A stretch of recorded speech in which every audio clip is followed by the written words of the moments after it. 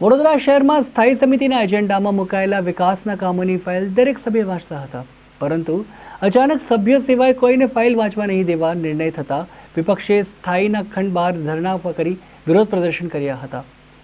પાલિકાના સૌપ્રથમ બોર્ડથી અત્યાર સુધી સ્થાયી સમિતિના એજન્ડામાં મુકાયેલા વિકાસના કામોની ફાઇલ દરેક સભ્ય વાંચતા હતા, પરંતુ અચાનક સભ્ય સિવાય કોઈને ફાઇલ વાંચવા નહીં દેતા વિપક્ષે સ્થાયી સમિતિના ખંડ બહાર ધરણા કરી વિરોધ કર્યો હતો. વિપક્ષના નેતા અમી રાવત, કાઉન્સિલર બાડુ સુર્વે, પુષ્પાબેન વાઘેલા, જહા ભરવાડ અને અલકા પટેલ તેમજ શહેર કોંગ્રેસ પ્રમુખ ઋત્વિજ જોશી ધરણામાં જોડાયા હતા. વિપક્ષી નેતાએ જણાવ્યું કે વર્ષોની પ્રણાલી મુજબ વિકાસના કામોની ફાઇલ ગત સ્થાયી સુધી બતાવી રહી હતી. ફાઇલમાં કયો ભ્રષ્ટાચાર છે કે જેને સંતાડવો પડે છે? સ્થાયીમાં સીવીસીની ગાઈડલાઇનનો ભંગ થઈ રહ્યો છે.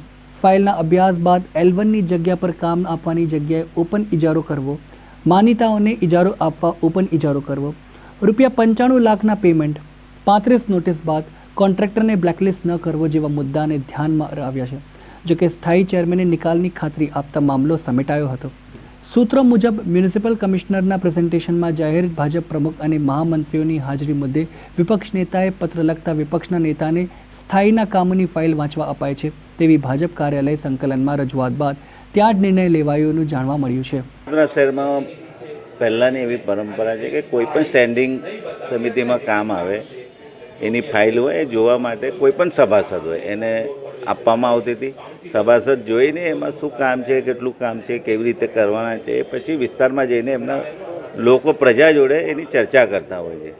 તો ઘણા વર્ષો છેલ્લા જે સ્ટેન્ડિંગ કમિટી ચેરમેન આવે છે એમને એવું નક્કી કર્યું છે કે કોઈ પણ સભાસદને કોંગ્રેસના ફાઇલ આપવાની નહીં, જોવાની આપવાની.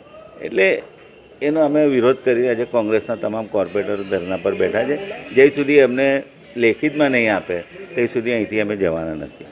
વડોદરા શહેરના નાગરિકો જે કરોડો રૂપિયાનો ટેક્સ ભરે છે એનું પ્રોપર વળતર વડોદરા શહેરના નાગરિકોને મળવું જોઈએ. અમે કોંગ્રેસના કોર્પોરેટરો સ્ટેન્ડિંગના એજન્ડાની ફાઇલો વાંચવા માટે આવ્યા કે આમાં શું શું કામો છે, કયા કયા કામો છે, કયા કામોમાં ક્ષતિ છે, કયા કામમાં કોઈ ઉણપ છે કે કયા કામમાં ભ્રષ્ટાચાર થઈ રહ્યા છે, કઈ રીતે કોન્ટ્રાક્ટરોને ફાયદો કરવામાં આવી રહ્યો છે. એ અમે વારંવાર આ બધી બાબતો બહાર લાવીએ છીએ. એને ધ્યાનમાં લઈ અને આજ વડોદરા શહેર કોર્પોરેશનના સત્તાધારી પાંખ અને એમના વહીવટકર્તાઓએ જે રીતે સ્ટેન્ડિંગની ફાઇલો કોઈ પણ કોર્પોરેટરને બતાવવાની નહીં એવો આદેશ કર્યો છે એવું અમને સાંભળવા મળ્યું છે. અત્યારે અમે અહીંયા સ્ટેન્ડિંગ કમિટીના ચેરમેનને મળવા આવ્યા હતા, એમના રૂમને પણ તાળું છે, બાજુમાં સ્ટેન્ડિંગના રૂમને પણ તાળું છે. પટ્ટાવાળો અહીંયા આગળ તાળું મારીને જતો રહ્યો છે. ખરેખર તો અમને એવું લાગે છે કે આ એક બહુ મોટો હિટલરશાહી અને સરમુખત્યારશાહી નિર્ણય છે.